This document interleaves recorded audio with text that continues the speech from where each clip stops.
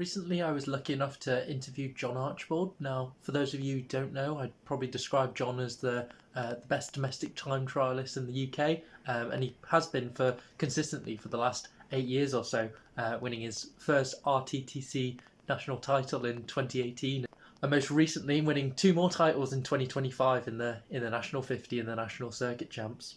Now, John's accolades extend far beyond the domestic CTT scene, riding team pursuit with the notorious HUUB Wattbike, competing at World Champs in the ITT and Mixed TTT Relay, alongside his probably most notable two silver medals at the Commonwealth Games doing track cycling in 2018 in the individual pursuit and then in the scratch race in 2022.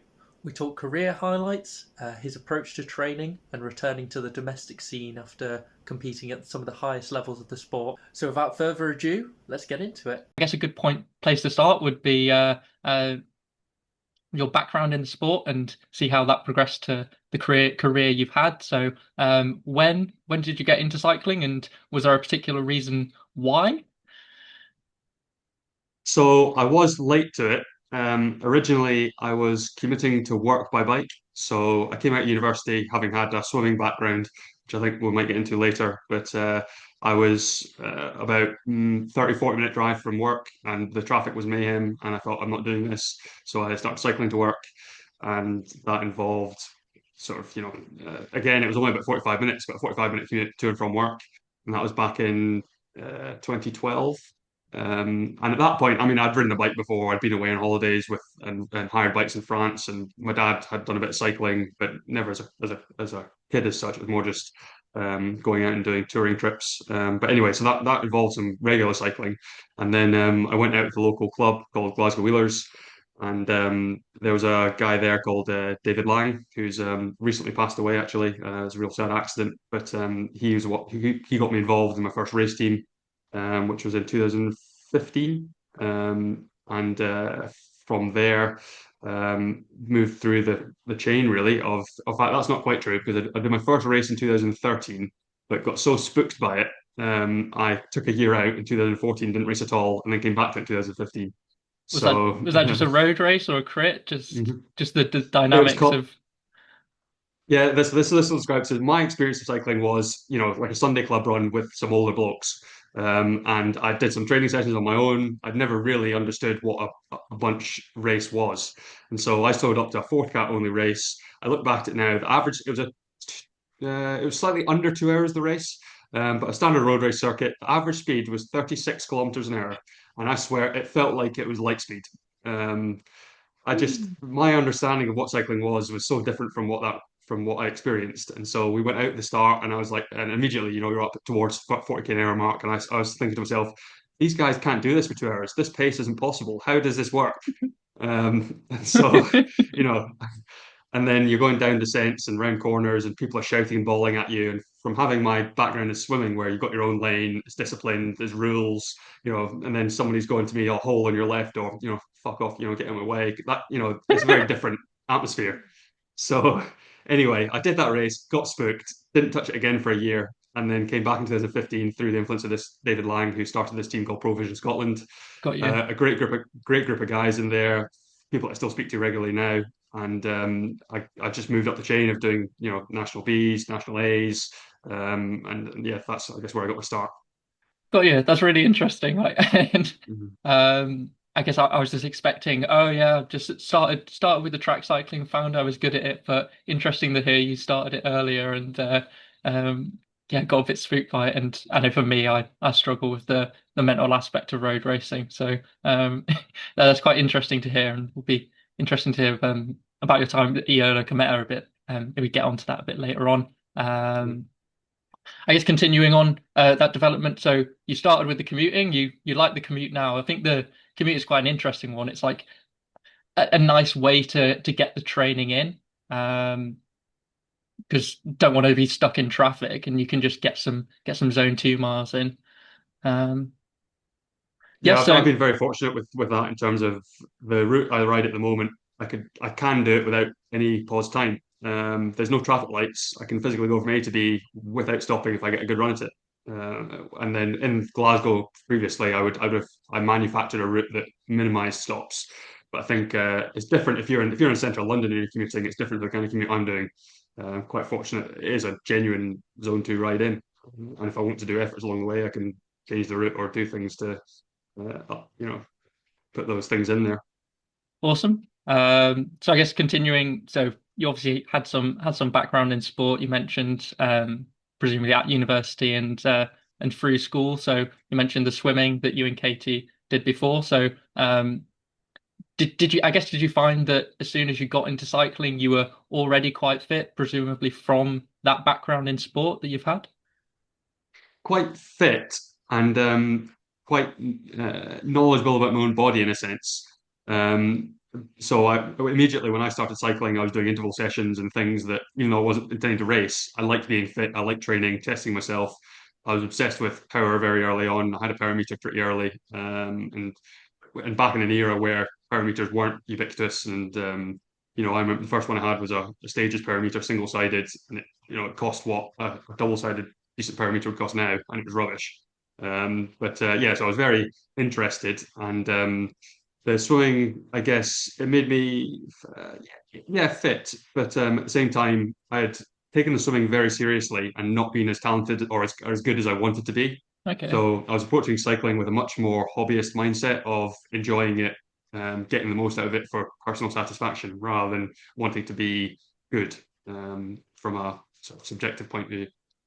But yeah, that's interesting. That I guess that explains why you kind of got into it later rather than like, oh, I have this talent, I need to capitalize on it. But then you later on found out you did have the talent, and then took you to some of the highest level races possible. So super interesting. I mean, you've had a absolutely fantastic career of just both on the track and on the road.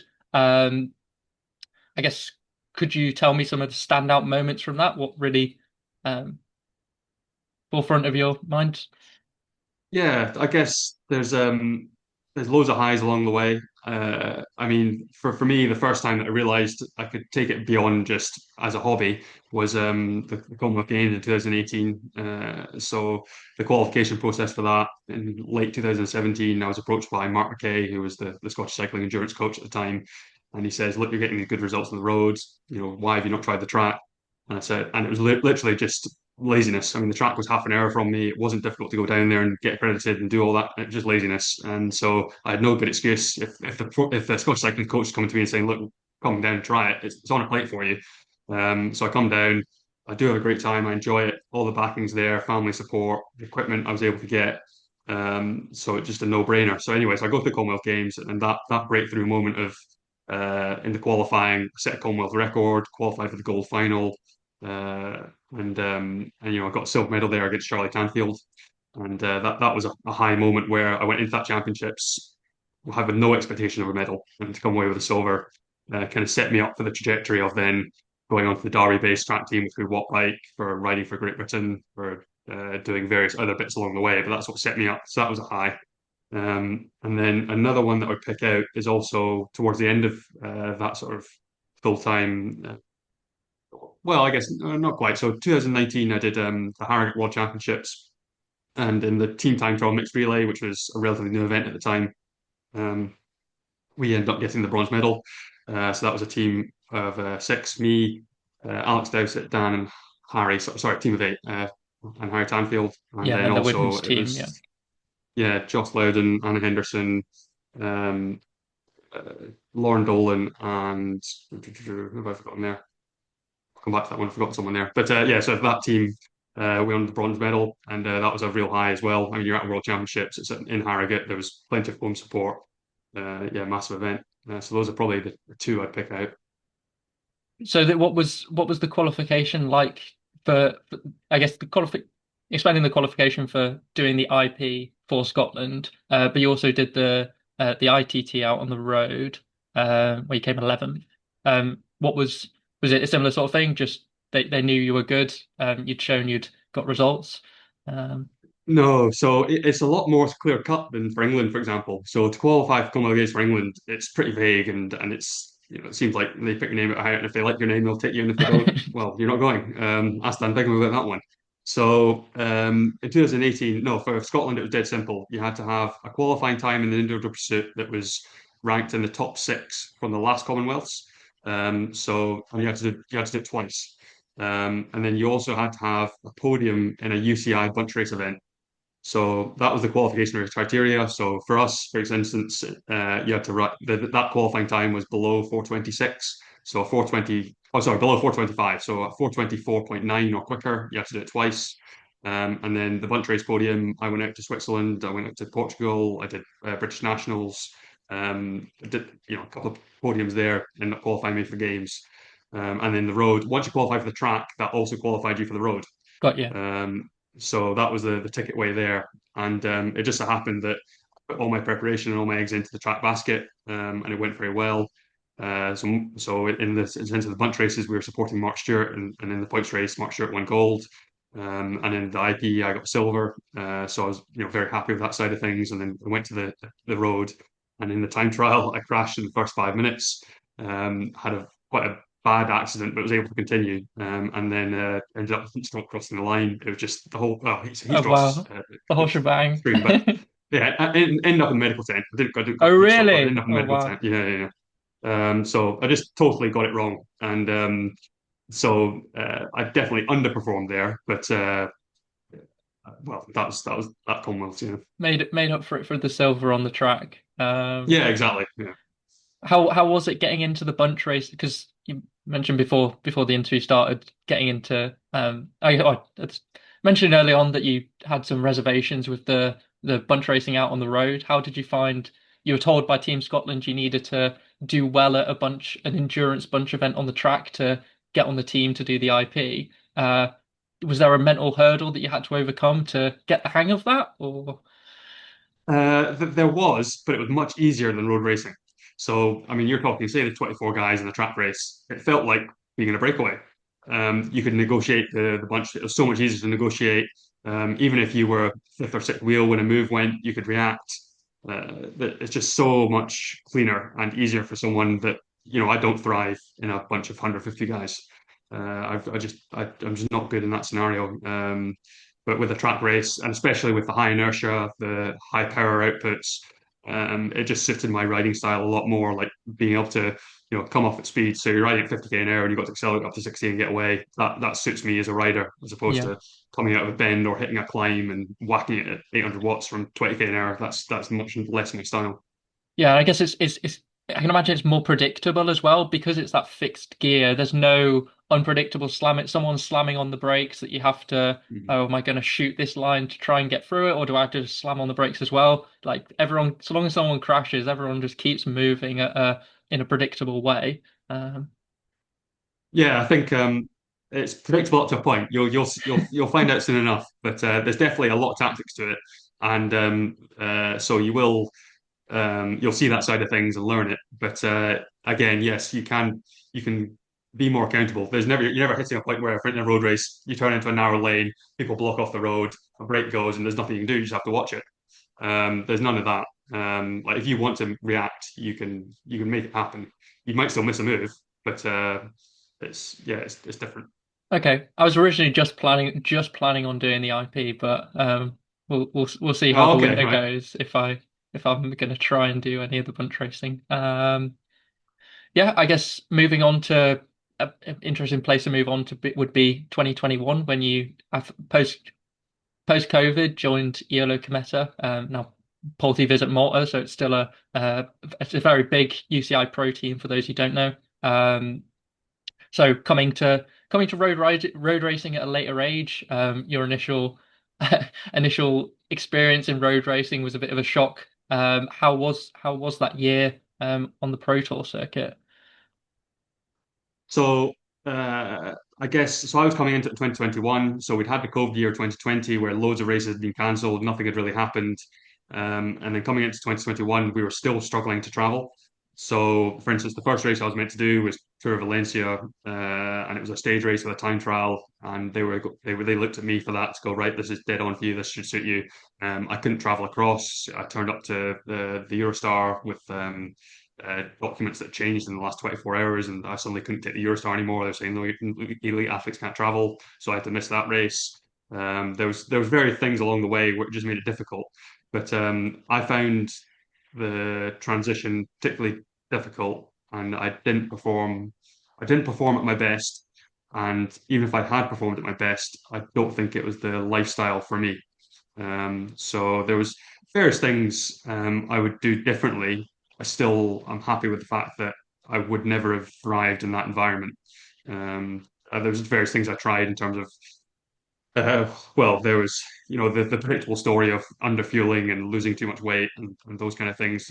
Because realistically, I'm going to do these races where there's a lot of climbing, there's a lot of back-to-back days of racing, and I felt like I made some poor decisions on that front. And then also, the setup was professional. We had some great support. There was soigneurs at every race. Everything was taken care of for you, flights, accommodation. There was never anything I needed. But there were certain things where the team was a bit regressive, and it's kind of stereotypical in that sense of these Italian and Spanish teams. But there's a huge focus on body weight and not focus on technical equipment and like low hanging fruit. Like I raced in jersey and shorts until my last race of the season in September. Like, there was no skin suit for road racing, and so for the time trials, I'm wearing Veloto's overshoes and there's meanwhile you've got White Van Aert and custom skis and custom suits, and it's just you're just not cutting it. And so I think they were a bit unaware of that side of the sport, and the idea of a wind tunnel and just hadn't occurred to them, and just so I did have Sean Yates as the performance director for one of the team directors. There was three, and he was very supportive. I can't thank him enough for what he did for me. But he's pushing like water uphill. There's only so much he can do. So he did try to help me out as best he could with equipment and with there's that side of the sport. But ultimately, I just never really got there and struggled to have an impact.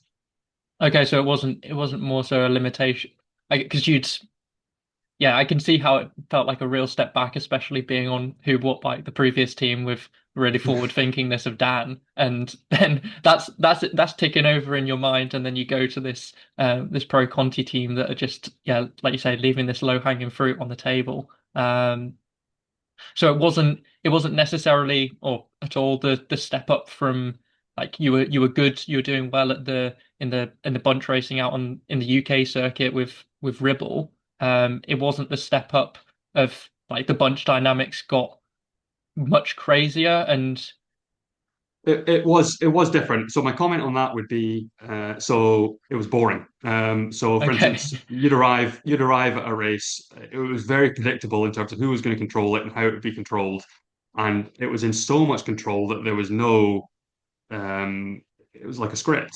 So for instance, the breakaway, the only people getting in the breakaway were people that were allowed to be in it. Yeah. So that breakaway, if people they didn't want someone to be in it, they weren't getting in it. So the breakaway would get away in the first hour. It would be aggressive. There'd They be must lots of have attacking, lots of fun. they must have done their research and been like, okay, this John, he's a pretty good time trialist. We're not letting him get in the break.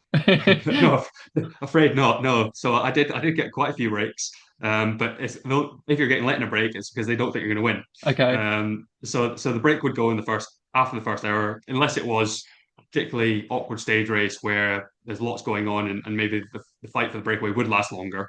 I mean, there was a fight, but ultimately, once that happened, the brakes come on, people stop for a piss. It's the most relaxed pace you've ever seen. You're talking 100 watts in the bunch.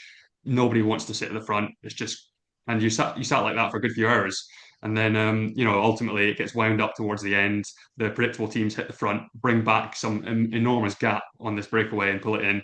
And then it all kicks off again with that final sort of half hour, 45 minutes. And when it does kick off, it goes bananas. And so I would say physiologically, um, I would say it was everyone's strong, and it's more a case of how you can use that strength. And being well positioned is crucial. Having that kick, that punch, was crucial, and I was lacking on both those fronts. But in comparison to the UK, it's a very different style of race, and it is all suited towards your best guy, really. Like when they're pulling those turns into the final kilometer, it's the speed is bananas. And I remember doing stage one of Treno Adriatico, finished on, I think the last 4 or 5K was a straight road, and I was all I had to do was make it in the bunch. Like our lead out had finished, or my part of the lead out finished. We were just cruising on the last couple of K, and I was riding over 60k an hour, spinning out at the back, just thinking, what are they doing on the front? This is nobody at that point. Nobody had like 60 tooth chain rings. Like on the front, they're doing over 60k an hour, just peeling off turns, peel off, peel off, peel off, and the speed was just phenomenal. Like you're just not getting that national A's in the UK. And so there's a level step up for sure. And that race in particular highlighted to me because Tirreno Adriatico that year you had Van der Poel, Van Aert, um, and Pogacar, Wow. and so there were just some wild stages.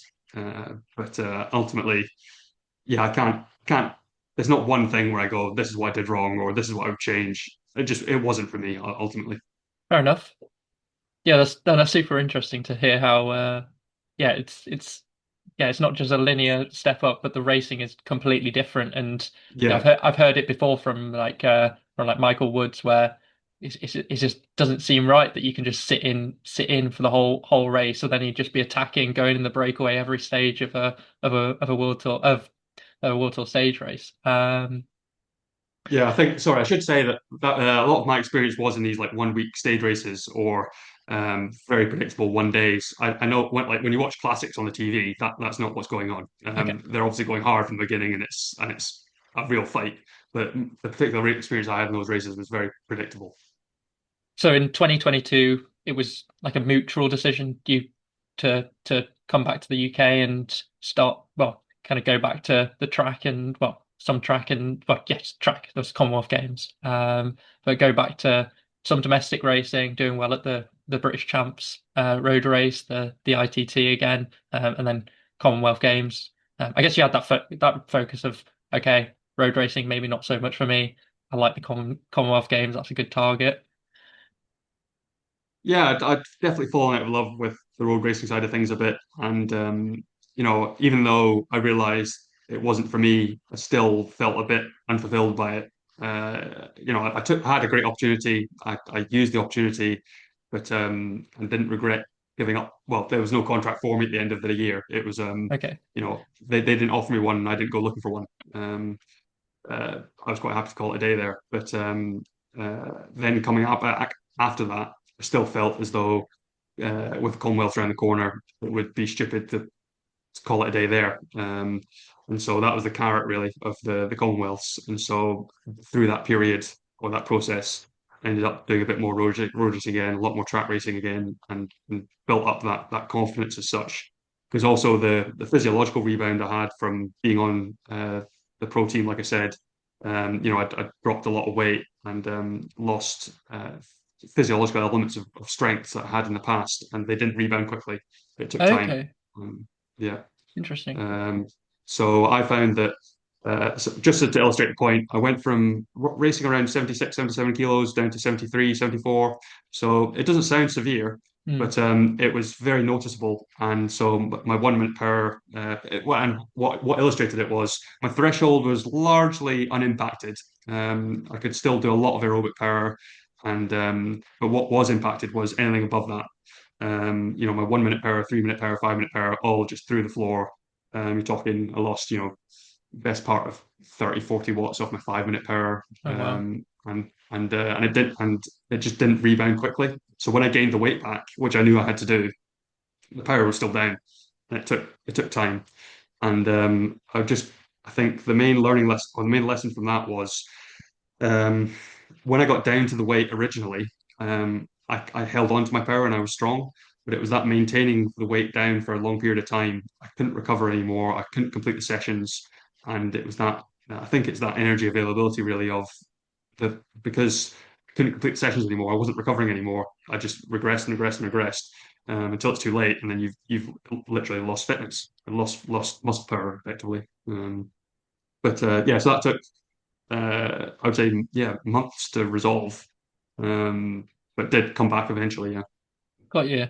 I guess as a time trials like prologue specialist, I guess with the yes, prologues are quite short, but let's say it could be a 20-minute effort. You might be like, okay, my 20-minute power is still pretty good, and I'm a little bit lighter for if it's and the team might be like, yeah, you're just a better athlete, but objectively in your head, you're like, on the whole, I've lost this top end that I had. Yeah, Well, the worst part about it was that my top end to begin with was really yeah. not a strong point. So to lose what I had was devastating. So but was it kind of the end of 2022 that you were kind of able to get back to, or were you still struggling to regain that for a couple of years after? Uh, no, I think it yo-yoed a bit, but no, by the time I went to the Commonwealth Games, a lot of that had come back. It wasn't I wasn't quite in the same IP form that I had in the years before that. But in terms of punch racing, time trialing, I was round there or thereabouts. It was close enough. I think I still did make step forwards after that, but yeah, I think it was resolved pretty much by then. And then I guess I had a question here about just looking through your results in 2023. There seemed to be 2022 had the focus of the Commonwealth Games, did some road racing, British champs leading up to that, and then 2023 maybe not so much. Was there a particular reason why? Or... So I finished the Commonwealths, realised that, at some point, well, so from 2018 onwards, I'd been full-time cyclist Got you, effectively. got you. And I realised at some point, this can't go on forever. I guess in the back of your mind, you're going, well, okay, so I was on the Eolo for a year. You can make some money there, or you get on the GB program, make some money there, maybe. But ultimately, it was an indulged hobby, and at some point, I had to go, get real here and what am I trying to achieve? And so, having done Euros, I've done Worlds, I've done Commonwealths, been on a pro team. I've just ticked off a lot of things where I thought now's the time to move on to normal life. And so got a job where I was living in Stafford, and that started in 2023. I had some other sort of things going on behind the scenes that meant I wasn't so motivated to race. I had just some other focuses on, Yeah, and just it not fell by the wayside. I mean, I was still training, still riding a lot, but just wasn't so motivated to race, and it just didn't really happen that much. So yeah, I didn't do a whole lot that year. But it then sort of reset me for getting towards the end of that year and I actually quite missed it. And so, generally that happens and you go, God, I kind of wasted a bit of that. So in the next year you think, well, I'll just, you know, even more into it. yeah. I guess yeah, you have those ebbs and flows, and that provided the fire of yeah, I do really enjoy this, and then 2024 was quite a big year, I'd say, where you really got back into the domestic side of things. And well, won pretty much all the national championships there was, won the 10 to the 100 mile. No, you didn't have the nicest time at the 100, but still an extremely impressive year. What was it like? What's it been like returning to the domestic time trialing after all these exploits? Well, it's actually really good because, well, I pick my own equipment, I pick my own races, I do what I want to do. Obviously, I go into these races, and well, definitely for a lot of those, there's a target on your back kind of thing. You feel like, you're almost for a lot of them, I'd be, in the favourites list. So it's a very different approach to turning up to a World Tour race or to even nationals, the BC nationals, where people might look at you and go, well, maybe they could do something, but by no means expect you to be there. But I do love time trialing, and it's that thrill of speed, and then also the thrill of the pursuit in terms of your own improvement, your own journey in terms of building up your own physiology, your own race prep. It's that engagement is something I really enjoy, and even if there's no race at the end of it, it's something I will probably always do intervals and always train, and it's something I just enjoy engaging with. Yeah, But yeah. like you say, before you started doing any sort of racing, you were already keen to that's why you found the love of it, the doing the training and seeing the improvement, getting the power meter from almost day one. So it makes sense that you'll yeah continue to enjoy it. With the power meter, I guess, you've always been very involved in your own training, and I know you're self-coached now. Have you always been self-coached and enjoyed that process, or had coaches over the years? From a cycling perspective, I've had one coach, which on the pro team, Oniolo, you weren't allowed to be self-coached, and you had to be coached by the team. So I had a coach called Carlos Barredo, who you can Google and research, and I mean he's got coaching qualifications. He's been a pro rider himself, a very accomplished pro rider. But aside from that, I've had relationship with, like I say, with Mark McKay on the Scottish cycling program, who I would call it was like a not consultation process, but we agreed it together. I was in charge of my coaching, but he had input. And then particularly on the track sessions, he was very helpful around the track in terms of what we did with the motorbike and sessions around that and that side of things. But generally, I've been self-coached the whole time. But I should preface that by saying I went through best part of 10 or 11 years as a swimmer and had a lot of coaches. Well, I say a lot. I had quite a few coaches through those years and a lot of interactions in training environments, being in different kids groups and then also as an adult in a sort of elite program with university and things. And For so swimming, I've had, yeah, continue. Yeah. yeah. So I only gave up swimming in 2011. Started cycling in 2013. But yeah, so I had some great groups. I learned a lot there from a coaching perspective, but I still find a lot of that's applicable to what we're doing now as cyclists. Yeah. And ultimately, in that stage, in 2012, 2013, swimming was way beyond what cycling was doing. Okay. Like cycling was a job. You turned up for the Tuesday chain gang and the Sunday race, and that was your training program. It was just bizarre what was going on in your average cyclist. Just like the idea of, well, because there was parameters weren't common.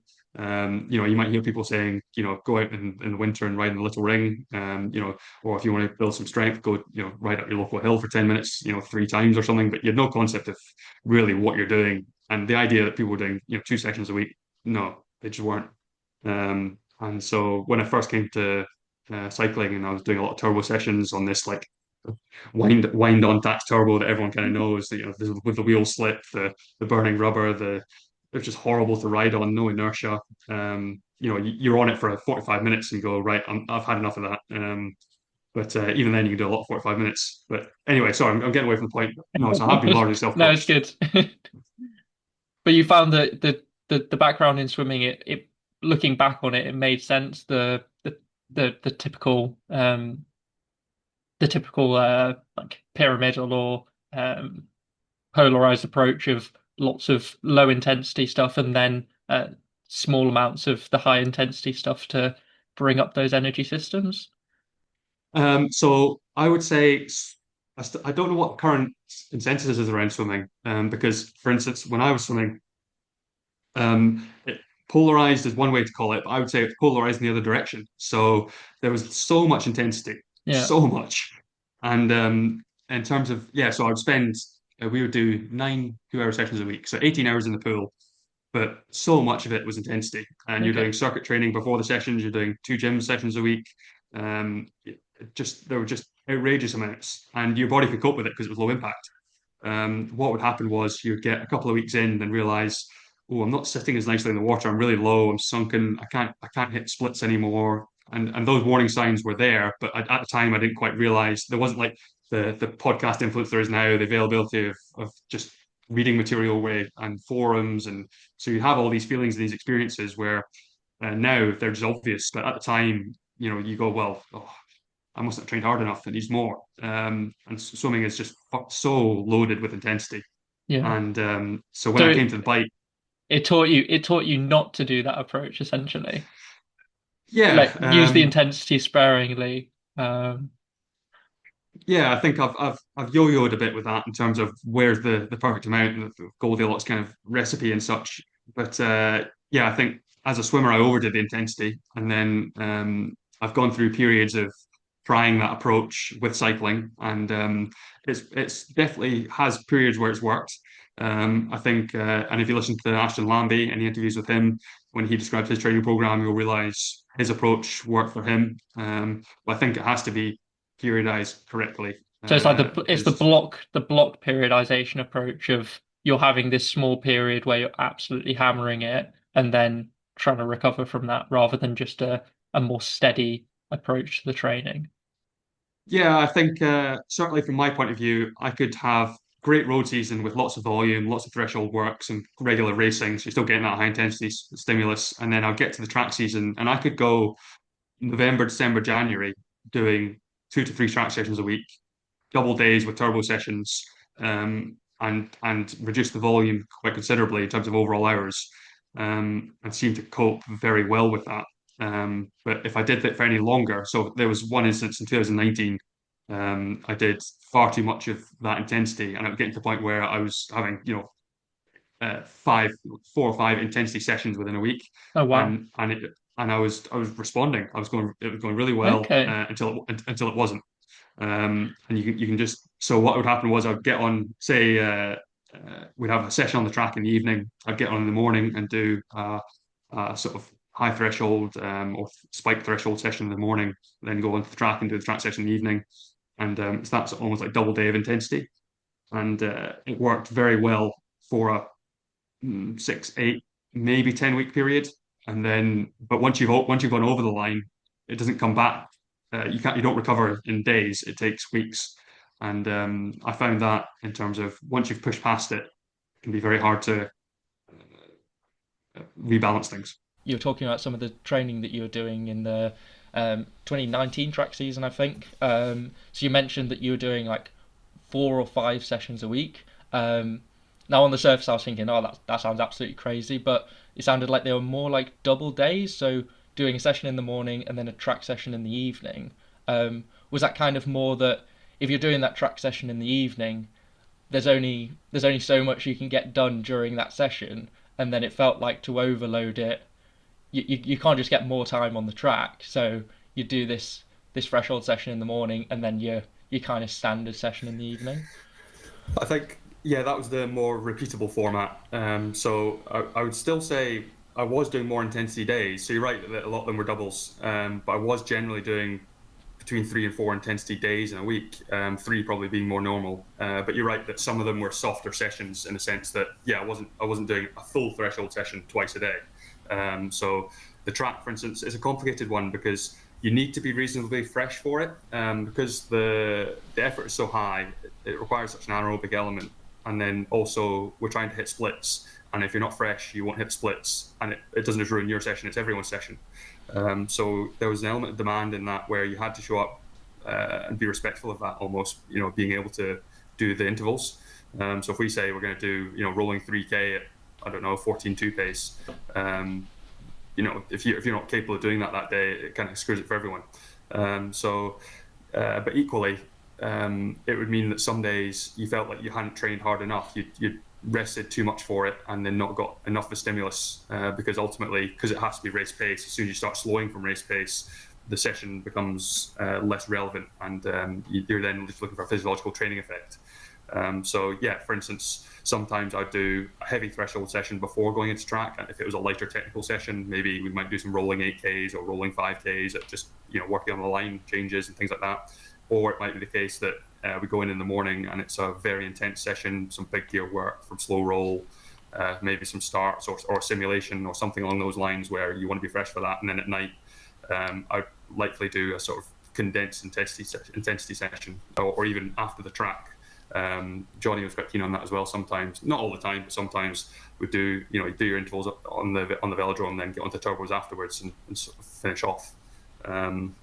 But I think largely I learned there that I could also then do an intensity like that on the track. Say you do that on the Tuesday, and then on the Wednesday still get on the bike and do more intervals. I didn't have the same. There's a lot of fear mongering at the moment of doing too much intensity and being respectful of zone 2 and not digging holes, and that's true. I mean, for your average person, it's very true. But I think when you're looking for everything you can get, and that sort of block periodized approach of really hitting yourself hard. And I think it's person specific as well, because say, for instance, if you compare it to someone's physiology like mine and Johnny's, where if Johnny did that, he could really box himself. He can dig into reserves that I don't have, and if you're capable of doing those kind of powers, you can really dig a hole that would take days, weeks to get out of. And for me, that would probably take me 4 or 6 weeks of doing that sort of silly training to realise that, whereas some people can do that in days. But yeah, I think it was a learning process, and I definitely stretched it too far sometimes. With definitely in 2020, well, if I was to go backwards, in 2019 I had a great ride in national IP. I'd come away from Switzerland having ridden 4:10 in the IP, and at the time that was a big PB. It was like a sea level best performance in terms of like the world record has been set in Aguascalientes, Mexico, but in terms of what's been done at sea level, that was the fastest time in the world. And then I came to the nationals that year and went faster again, went 4:09. It was a British record. It took beat Boardman and Wiggins and all those people. And I'd had this training block where I looked at it and went, "That's very counterintuitive." And then hindsight's always 2020. Like you're like look back through the training peaks. You're like, okay, that makes sense. Why? Maybe I felt like I was a bit of a hole. Yeah, so I could reason it and logic it and see it, and I went, oh well. So I'd had this huge periods of competing and traveling to World Cups, like talking like some weeks 8 hours, some weeks 10 hours, and then you'd have like a training camp somewhere where you might do a week of 20 hours, but really it was sporadic, but a lot of intensity, a lot of track sessions that were sort of hard but tapered. So because you're racing all the time, they're never fully to the well. So I had a lot of those kind of weeks. And then just stretched it and went to nationals, had a great ride. And then the next year I tried to repeat it, and I dug the hole too deep. And I thought, well, I'll do the same again, but stretch it. And I stretched it too far, and ended up really flat. Like that sort of inexplicable, no tension in your legs. Like you get to the start line and you just go, I don't feel knackered or lethargic. I just can't push. They won't do it. And that was my tipping point of realizing, right, I've probably pushed that one too far. But I'm much rather experiment and find out. Yeah, I mean, I can imagine it being really quite hard to quantify. Like it feels like you're just seeing your net hours for the week, or maybe even your TSS, and you're just like, okay, this is not what it should be for when I'm. If you're looking at your CTL and you're just like, okay, this is not where it needs to be for me to be fit. But you've got all this traveling involved. So it's really hard to quantify. Like you could be really fit on what looks like significantly less training. But yeah, it's figuring out that I don't need to worry. Maybe I don't need to worry that my weekly CTL is 300 compared to 700-800 sort of thing. No, that makes sense with the double days being part of the team pursuit training, where you don't necessarily know what training stimulus you're going to be getting.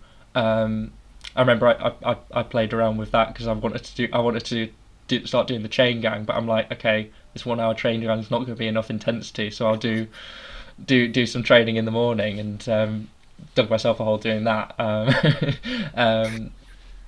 But yeah, I guess it'd be easier if you could always get that track time in the morning, and then do what Johnny said of seeing what.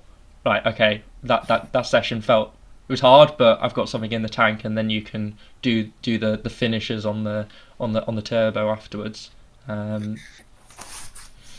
I guess that's something I've done throughout as well, like the chain gang thing as well. I used to commute to work, and so I knew the chain gang was a hard ride, but it wasn't really stretching me to exhaustion. So I'd cycle into work in the morning, and then on the way home I'd do a couple of loops and take in the chain gang on the way home.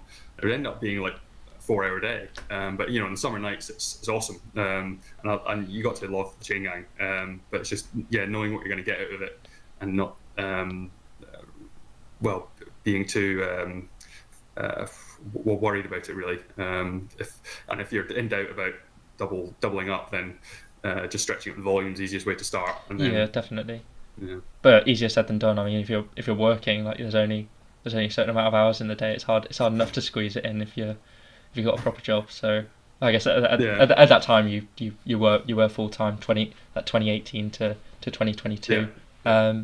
So when was it that you? So you did. I was just looking back through your results, and it was like kind of end of 2017 was when you were doing some more UCI track stuff to try and get that qualification for the Commonwealth Games for Scotland. Came second at the Commonwealth Games, and then after that, so the end of 2018, you did some events with rode with HUUB Wattbike and moved to Derby in 2019, was it? Or what was that process like? Yeah, so at the time, in 2018, I'd done the Commonwealths in early sort of March to April time, I think it was, and then started competing on the road with Ribble. Well, I'd already been on the Ribble team, sorry, and I was competing on the road, so I knew Dan through that team, Dan Bigham, and he later in the year got in touch with me and said, "Look, we've got this KGF team. They'd already done a year of World Cups beforehand. They'd had a bit of a structure, and he was saying, look, we need more riders, we need more people. Are you interested in coming down? It would involve, living and training with us in Derby. So it'd be a full-time commitment, really. And it was, you just kind of reached out, and that's the way they went. And so I kind of saw it and went, well, I've already taken 6 months off to do Commonwealth Games. This is another once in a lifetime opportunity. You won't, in 5 years' time, you look back and go, well, if I said no, that'd just be stupid. So there's opportunity to go race World Cups, win medals with guys that were motivated to do it and talented guys. At the time it was they were losing Charlie, so Charlie was going with the GB program, and they needed someone to fill his slot. I didn't necessarily fill his slot, but I came into the team and played a role. That's how I ended up moving into Derby in sort of late summer of 2018, and stayed. Well, have been down based in the Midlands ever since, really. Nice. And then 2019, you start 2019, you guys won the British champs in the team pursuit, and then there kind of wasn't much after that. Because I was looking up, I was like, oh, okay, when was the UCI regulation with the sort of pseudo banning of trade teams? That was kind of midway through the year, but if that was in talks, and it kind of caused the team to, you guys were keen, still training, but then you can't compete at these main events that you were targeting. Yeah, so it was all around the COVID time that things really went tits up. So we had a great season in 2018 into 2019. We won the London World Cup, had placed in Canada World Cup and in the medals, and I think we were second there. I've been competing with the GB team at all these World Cups too, and had some really good results. And then it came to the end of the season, and we were realising that the UCI was going to ban us. Trade teams weren't going to be allowed. This affected Beat as well, and all the academy team, for instance, was another setup that it affected. So we then set our sights on breaking the world record for the team pursuit, which meant organising a trip to Bolivia at altitude and effectively working towards that. And we were at a training camp at Tenerife doing some altitude training, and COVID lockdowns came in, and we had to travel home, and Bolivia became like a quarantine centre, and so we couldn't use Bolivia anymore. I think the whole process of organising it was a lot of stress on people like Dan, and he's already got enough going on, and it kind of folded or fizzled away because it just wasn't possible. It wasn't logistically going to happen, and I think the appetite for continuing died out in that sense. So still had sponsors, still people interested, but I think we realised we couldn't do the World Cups. They reneged on that eventually with the UCI, and it became possible again. But again, by that point, it fizzled out. And from my personal point of view, I was quite happy to move on at that point. Yeah.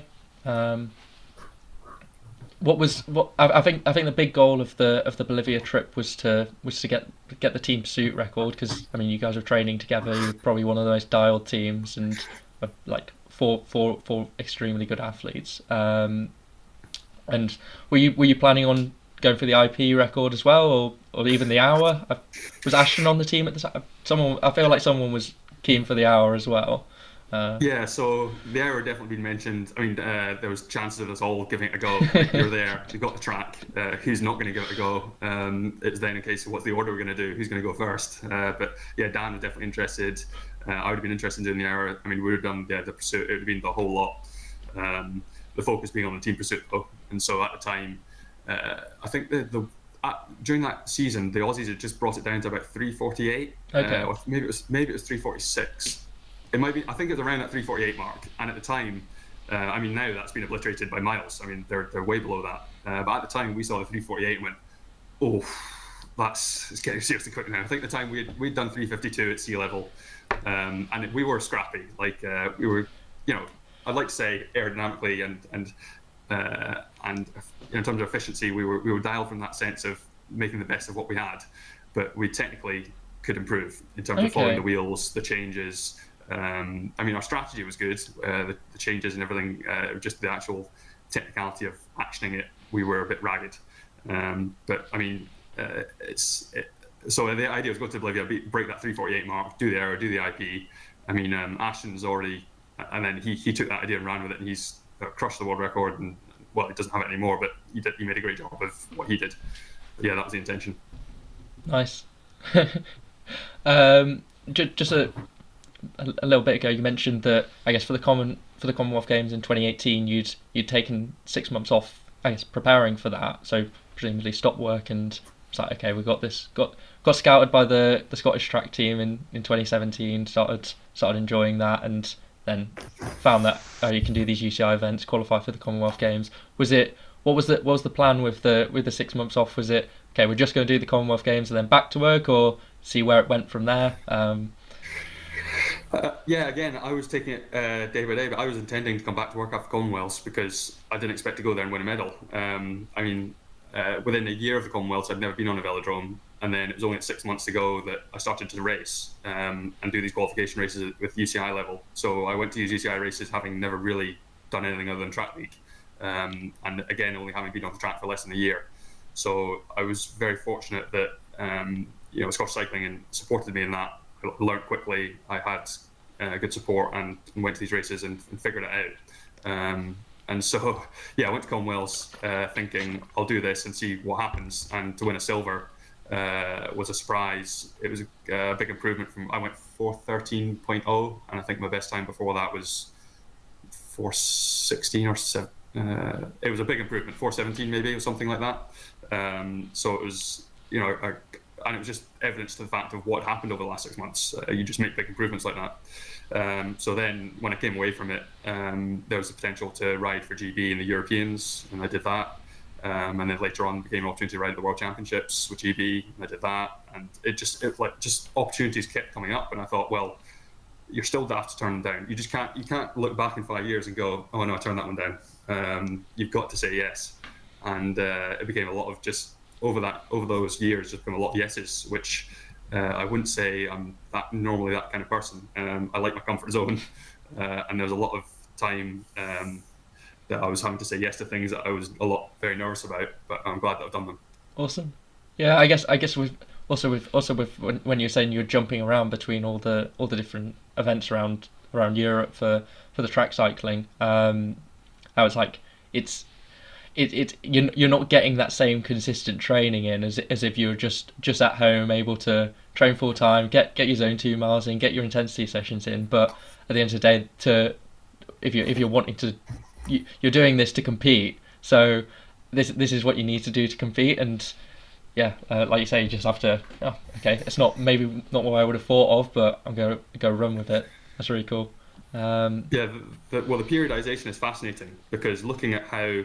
In 2019 I had my best year, and that included being on the track. So the track in the beginning of the year had the national IP record at the time. It's 4:09. I mean, Dan's gone and obliterated that now, but it's and then had that track season, loads of good track racing at World Cups, and then went into the road and had my best season on the road. And it was this weird mix of periodization of intensity and volume and training camps and traveling, and you couldn't have mapped it out at the beginning of the year and been like, this is going to be the winning formula. Yeah. But since then, I've not really recreated it. It's a very circumstantial thing. Is just happening to you at the time, and it just happened to work. Right place, right time, kind of thing. Yeah.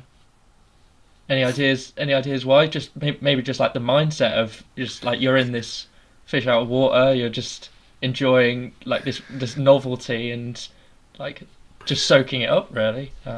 Yeah, I was responding well to what's happening because it was different stimulus. I'm very much an aerobic kind of diesel athlete, and I was doing things like turning up the track and doing standing 500s that are 30 seconds eyeballs out, and then Johnny would have sessions we call them prison big sessions.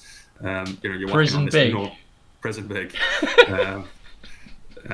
So you're working on this enormous gear, and starting from a slow roll and just getting it turning. He would get it turning, and I would be in his wheel. If I lost concentration for half a second, I'd get dropped. Yeah. And it was frightening, really, because a lot of the World Cups I did, I really struggled on the start to get on the line, mm-hmm. and the nerves and the anxiety around those starts was unreal, because obviously it's a team event. The team depends on everyone getting round, and it makes everyone else nervous because they think, is John going to get on? So it's this compound effect of I'm nervous, they're nervous, it can't happen, I have to get on. Yeah. And once I'm on, it's golden. Once I'm sitting there in lap 2 thinking, oh, this is nice, Johnny's riding 13.9s, and I'm just sitting here going, this is fun, this is speedy. But in that first lap, I'm going absolutely eyeballs out and really struggling. But anyway, so I was doing a lot of variety in my training, things I hadn't done before. And although I wasn't very good at the starts, I wasn't good with the anaerobic element, it proved me a lot. Mm-hmm. And that transferred into the road season. Things like I went to Tour Series crits, I did 3 or 4 of them and placed in the top 5 in all of them. It was, which wouldn't be expected for me. You come into a crit, you're just punching corner after corner after corner, but I could still do it. And road racing wise, did Tour of Yorkshire that year, stage race, my first kind of stage race really, and a big UCI race, and then came out of that and got a medal at Road Nationals, Road Time Trial. I won Stockton. It was just this flow of performances that was hard, like I say, hard to predict, but looking back on made sense. But I wouldn't want to forecast it in the future. Got you. Yeah, it's like if you try and replicate, it's like trying to replicate someone else's. If someone else was like, oh, this is clearly how to have your best season ever, let's just replicate what John did. It's like it's not going to work for them. But they follow their own thing, and it would work really well. So you're saying you felt like you had a really big step up once you started training full time. What's it been like in 2023, 2024? Coming back to training alongside a job, having been at super high level and trying to maintain that as best as possible? Yeah, I've managed it a lot better than when I was working full time before, in 2017 or 16, whatever it was. So I've managed to maintain a lot of what I had. I would be lying to say I've grown it. I think there's certain numbers where I go, oh, that's really good. I've barely managed that before, but I wouldn't say I'm much better. I'm improving, but I've maintained a lot of what I had. And I think I don't know how much of that is to do with the way I've set things up, or stress in life, or how I'm recovering. But I'm definitely a much better athlete now than I was in 2017, 2016. But again, making those improvements is the hard bit, and it all, to me, it all centers around recovery. It's very hard to overtrain, but it's very easy to under-recover, which sounds a weird sort of balance, but very much so, where I could do 10 hours of training and it could all be relatively easy, but if you don't go to bed at night, you'll not recover. Whereas you could do, I could do a 30-hour week full time, and as long as I'm sleeping, eating correctly, like kind of an absolute machine, you can still repeat it. I definitely see it more as a balance of recovery than of stimulus. So with work, I just have to be respectful of that, really. I'm quite lucky that my job is office based. I'm in the office. It's not manual labor. I'm not having to work a shift and then come home and drag myself onto. Well, I'm dragging myself onto the bike, but it's not like you're knackered from doing heavy things all day. But I think I found a sweet spot balance. That definitely at the moment I'm doing less intensity than I would have done full time, but it's maintaining what I had. Yeah, and it seems like now you have like a very across the year is a very consistent approach to the training, just getting those own 2 miles in with the commute, and then sprinkling in the intensity as and when required. Is that quite to feel as well? Like, I think I've heard you mention that before, where you kind of know what intensity you need rather than planning it out that you've got a 3-month block of working on the threshold. It's okay, I need to be topping up the VO2 max here. Yeah, I think I got into a habit of doing what I like rather than what I need, and I think as long as I'm honest with myself and I assess myself regularly, I can figure that out. It's all very well putting in a periodized program of saying, right, I'm going to have a threshold block, a VO2 block, race specific block, whatever it is. But it depends what you actually need. I like to do that sort of needs analysis of testing things along the way and going, right, okay, is my threshold good enough? Do I really need to improve this, or is it my top end that's limiting me? And I definitely had that realization 2023, where I'd just done a lot of what I liked, and I was kind of slightly better at that kind of side of things, but much worse at the things that I was bad at. And so I've just had to reorganize things slightly and do the kind of sessions that, as 3-4 years ago, I did a lot of, and really liked putting myself in that hurt locker, and I kind of shied away from that in 2023, and then realized in 2024, if I do this work, it works. But coming home after a day of work and jumping on to do this like horrendous VO2 session, and not just one of them, it's like you're doing them multiple days a week and for a couple of weeks in a row, and it's just, I guess everyone knows that experience, but it has to be, the work has to be done at some point. I mean, you say the job's like not too stressful, but even an office job, like you wouldn't account for the TSS of working a job, but like it's going to be quite significant, and like doing that hard session after a full day of work, even if that's just on the computer, it's like it still adds up. Yeah, I think so. But I'd say the main thing would just be the fact you're getting up early in the morning, not necessarily getting to bed late at night. So I mean, you've got to.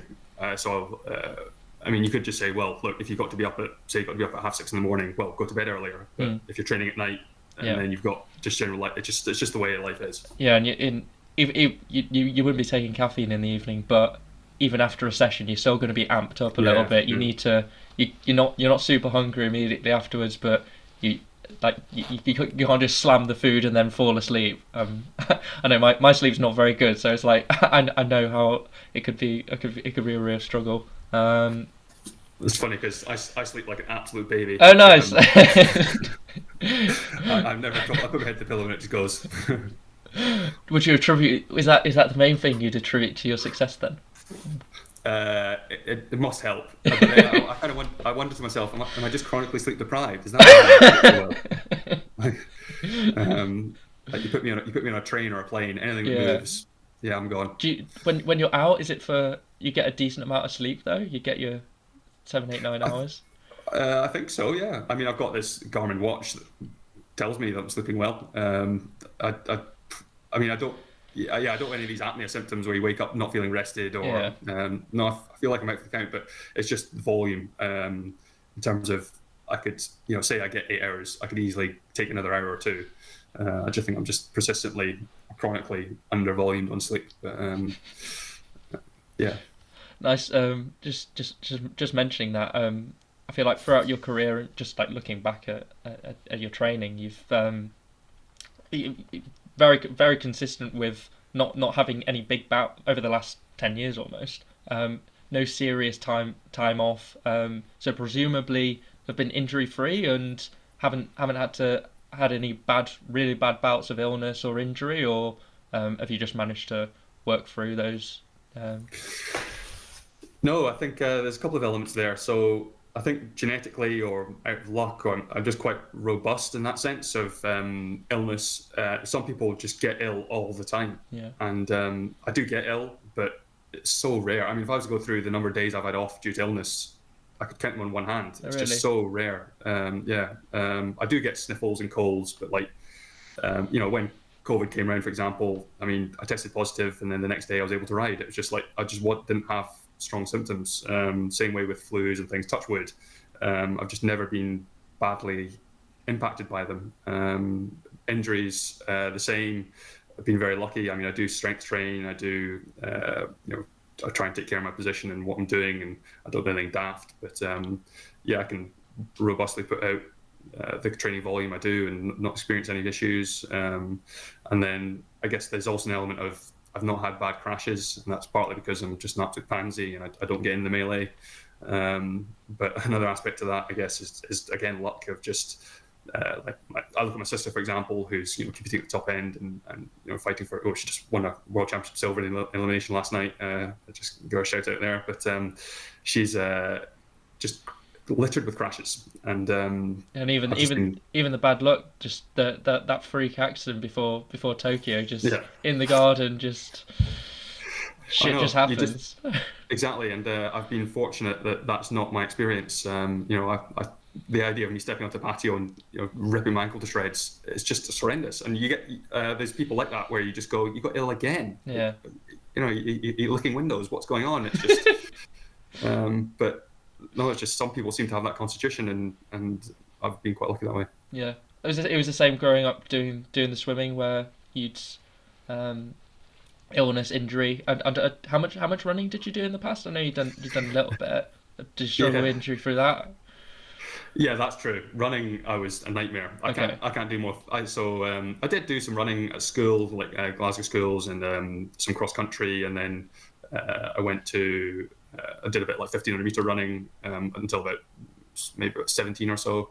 Never to any great level or any, I've done 5Ks, that kind of thing. But I would get injured all the time with that, and that was an element of just being stupid, running too much too soon, too fast. But with the swimming and the cycling, it's so easy to do that. I mean, with swimming and cycling, to overtraining or injuring yourself through that overuse is impossible for me to do. Like all I had to do is make sure I eat enough calories and just go out every day and train. And it would be fine. With running, it's not like that.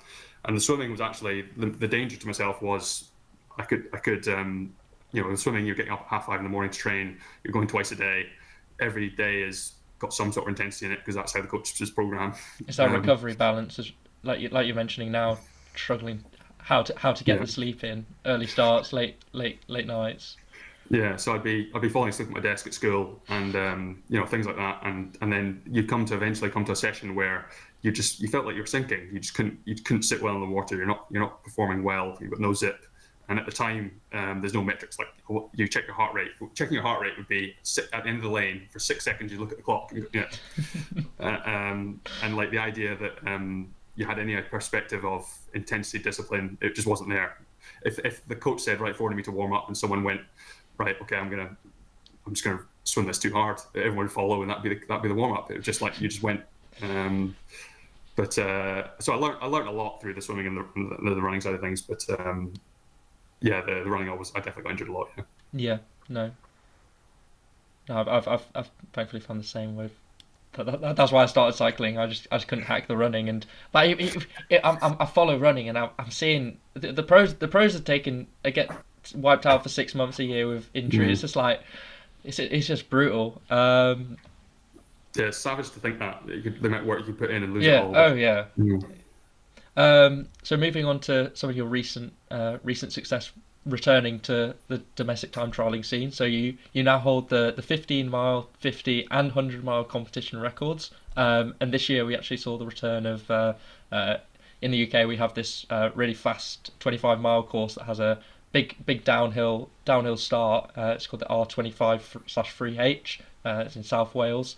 John refers to it as a ski slope, and I like that name for it as well. So with the return of that course, it's possible that someone could attack the long-standing competition record. So I was wondering if you had any thoughts to there was two open events on the course this year. But if you were planning on having a crack at that in the next couple of years, I guess. I'd be interested. It doesn't drive me. Okay. I don't know. Like the records, I'm very proud to have the records. I think they're great to have as a sport generally, but it doesn't drive me to enter competitions. So those records have come as a consequence of just wanting to show up and race. And so the R25, sounds good fun. I'd be up for it if there's an easy opportunity to fit it in and see if I can. I don't know how achievable it is to get the record, but I guess you would go there with that ambition of how close can you get. I'd be interested, but it's not. I'm not pinning my season around it because ultimately, they're great to get, but people take them all the time. Like they do disappear. They don't last forever. And so I'd rather focus on a results basis and things like the titles and things like that. I find them more interesting and more comparable year to year. Like someone says, I won 5 national 10s within this year period. They kind of appreciate what that means compared to, in 50 years time, who knows what kind of speeds they'll be riding these time trials at. It's just phenomenal, the development. And so, if I were to say, well, I did 4:09 for the IP, and I went 5 seconds faster than Wiggins went. Well, it doesn't mean I was 5 seconds faster than Wiggins. It's it's technology development. It's just the times mean something, but they're not the be all and end all. Yeah, fair enough. Good point. I guess it's so. Would you say it's mainly the national? I mean, you've been winning national champion RTTC national championships since 2018. Would you say it's still targeting those events, or maybe just a club event on a course that you doing? Yeah. I think the nationals are always a big draw, and that comes from so many backgrounds as well. Everything was about nationals. You'd almost peak twice a year for national events, and everything else was just you'd train through it. So nationals have always had that draw to me, it's particularly the BC nationals. This year, for instance, I didn't do it. The course didn't suit me, and for the element of having to take time off work, accommodation, the money, the expense, all of it just didn't seem worth it. Considering I've done it loads of times before, but I do like supporting that event. It is good. I know it's in the Welsh area again next year, so I don't know how easy it is to find a flatter course, but yeah. So yeah, those motivate me. And then equally, it is just a whim. It's what do I feel like doing on the day, because I've done, in terms of what my goals are in the sport, I feel like I've ticked off a lot of what I could achieve, and now I don't really have things where I go, this is on my bucket list, I really have to get a result in this race. It's more what I want to do to enjoy. And I think that has been focused on the time trialing, really. The road racing, I enjoy it, but it's difficult one. If I put a lot of work into a road race, it doesn't mean I'm going to get a result, and I find that frustrating. Yeah. So would you say, now that you're at this point in your career, there's not necessarily so much planning that goes into the season? It's kind of how you're feeling, maybe like a couple of months out for an event. It's like, okay, I'm keen to do a 25-minute effort. Let's see if there's a 15-mile race nearer me in the next few months. That sort of approach. Yeah, I mean, yeah, it's exactly that.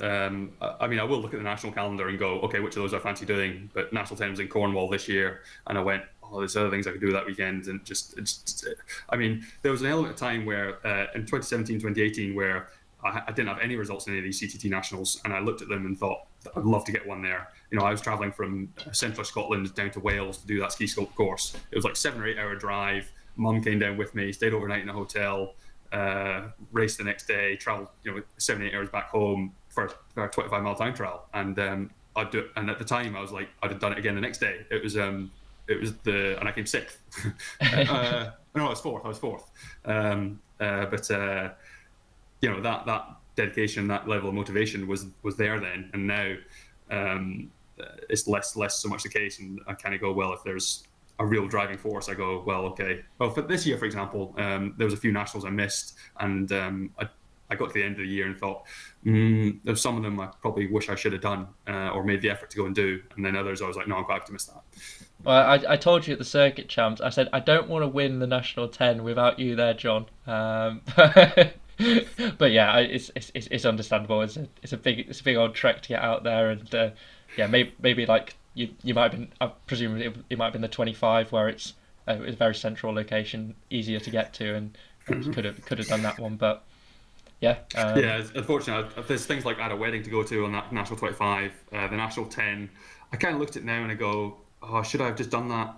But then at the time, actually, someone else contacted me about doing Masters World Team Pursuit, and I was like, well, who was it that organised that? Michael Kirk. It was Michael. Okay, nice. Yeah. So he's Derby based. Has been a massive investor in the sport over the years, particularly with the HUUB Wattbike team and other teams that people know on the road, like Vitus and Rally, as it's known.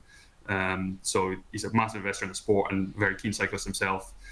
So he's in the age category above me, and was going to race down to try and win this world's jersey with the three other guys. And so yeah, he contacted me and said, look, would I be up for it? And it just sounded like a fun project, so I did that instead of the national 10. You mentioned you did the Masters Track Cycling World Championships. That was a couple of weeks ago. And guys came second, had a bit of an upset, unfortunate circumstance in the final. But you're keen to kind of continue doing some track stuff. What were you thinking about that?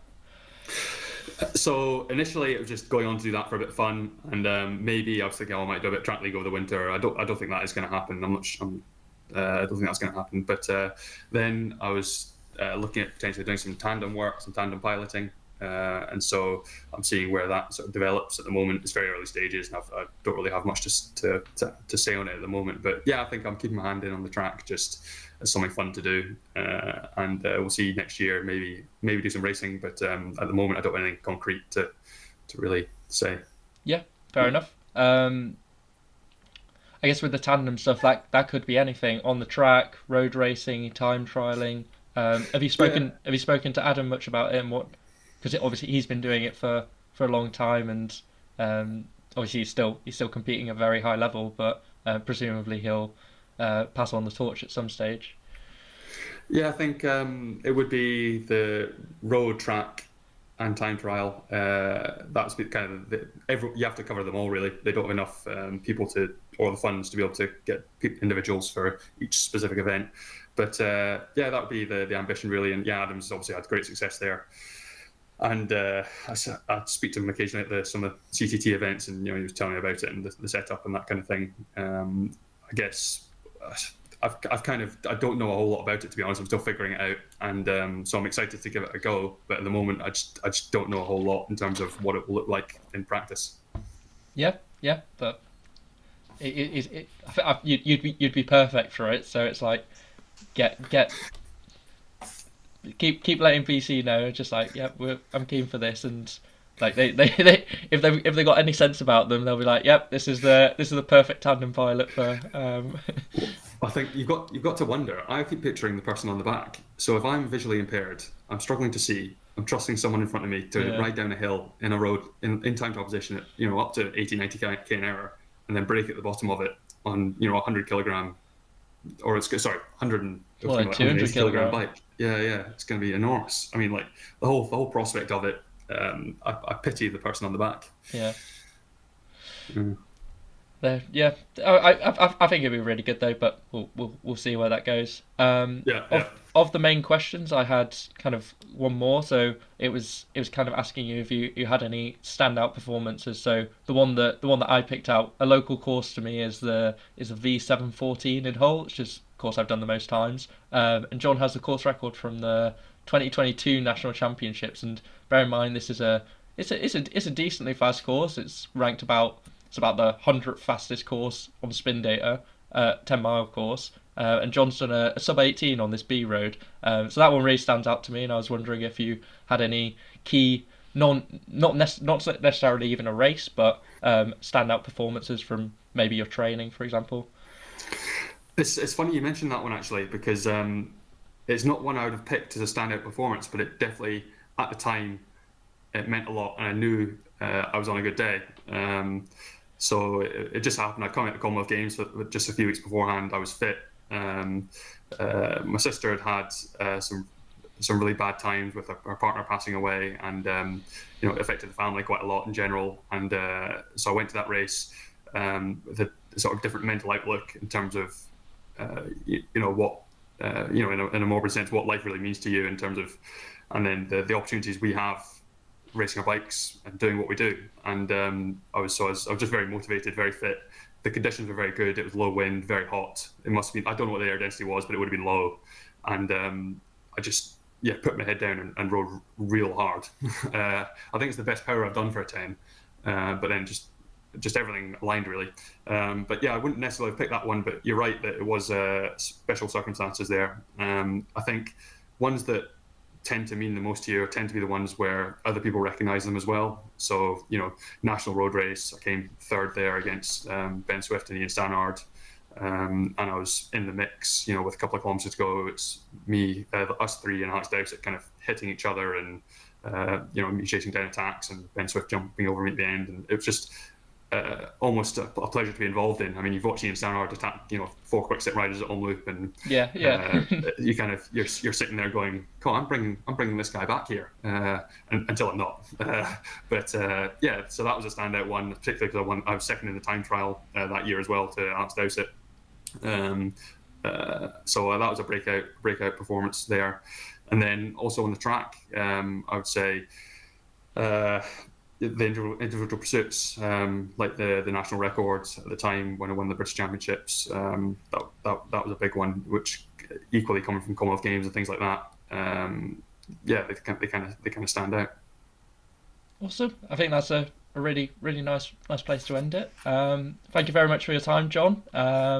Hopefully see what you're keen for next year, and hopefully see you at some national championships at least. But yeah, it's been a pleasure talking with you, and hopefully people can find this really interesting, like I have. Yeah, likewise, and I'll be interested to see you do at the track championships. Awesome.